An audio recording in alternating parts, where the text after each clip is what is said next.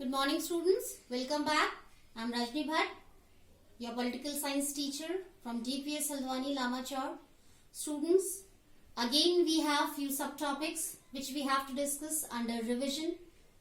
Okay, and these subtopics will help you to face your final examinations with excellence performance better. Okay, so let's start with our first subtopic. What is federalism? Students, federalism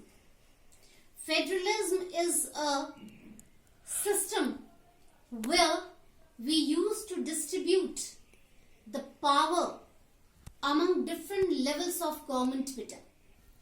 So ultimately we can say that the proper distribution of power among different levels of government is known as federalism.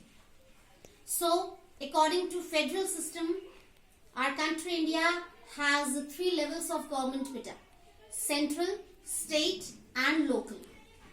We have these levels of government to run the country in a very systematic way beta, without any pressure. That's why we have three different levels of government with equal power beta. Sometimes it happens that a situation can be there where we feel that power is not distributed equally, but we have three levels of government which work perfectly in the country for the welfare and goodness of the people. So finally we can say that federalism refers to the distribution of power among the different levels of government in our country.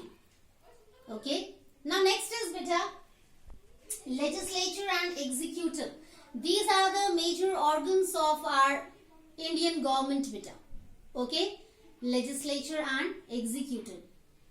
We have the third one also, that is judiciary, but first we will discuss about legislature and executive. Legislature is an estate where different rules and regulations are going to be framed by the responsible people beta. Okay, legislature has the function to make rules and regulations, to frame different rules and regulations for the welfare and goodness of the common people beta. So on the contrary, if we talk about executive, so executive refers to the state where the process of the implementation of these rules and regulations can be done by the responsible people beta. Okay? The rules and regulations which are framed by the legislature, so the implementation of these rules and regulations can be done by executive. So executive has the responsibility to work for the implementation of these rules and regulations which are framed by legislature. Now let's move to next one. Functions of judiciary beta. This is very important to understand what is judiciary beta. Judiciary is also one of the most important organs of Indian government beta.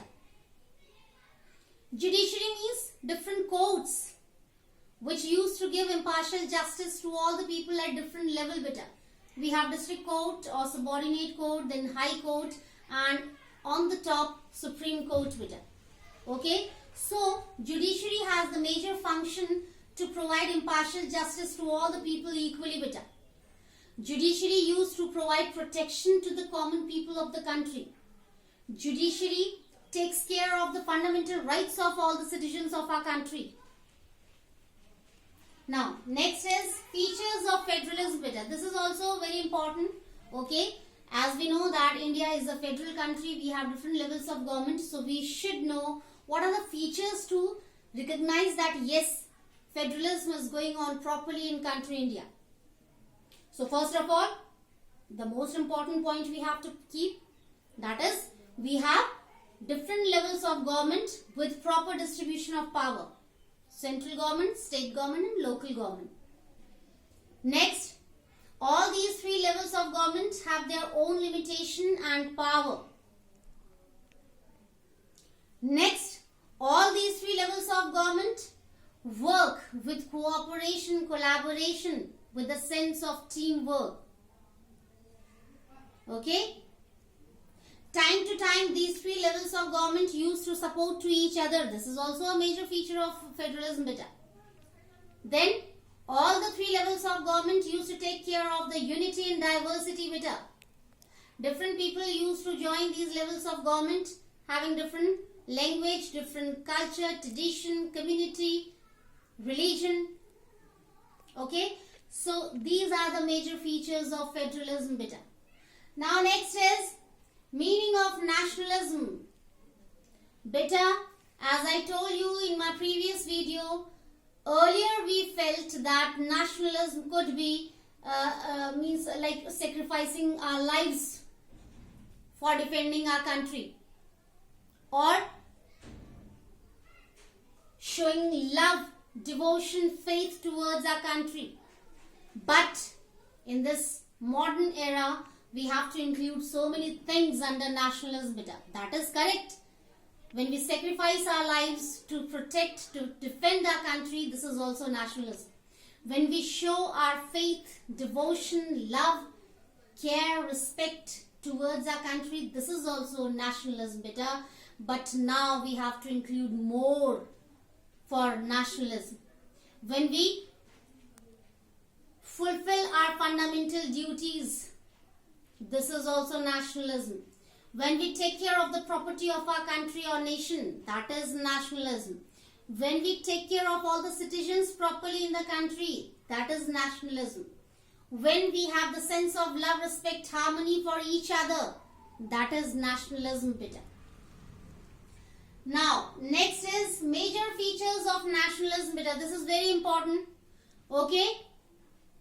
Except of sacrificing our lives, except of defending our country from outside attacks or enemies, we have different features to recognize the nationalism beta. Okay? So, under different features of nationalism, what are the different points we can say which we have to include? First, we have political identification for our country. Second, we have our political boundaries beta, which can be helpful to raise the sense of nationalism. Okay? We have same history. If we are the citizens of a particular country, suppose we are Indians, so we have the same history beta. Okay? We have same ideas. You can take example of freedom fighters beta. Okay? If we belong to country India, if we have the same history, so we have the same people which always used to motivate us for showing devotion, faith, love for our country beta. So these are the different features of nationalism beta. So that's all for today's session. We have already discussed all these subtopics beta. Later on you will receive the revision work on the basis of these subtopics. Till then, take care. Have a nice day.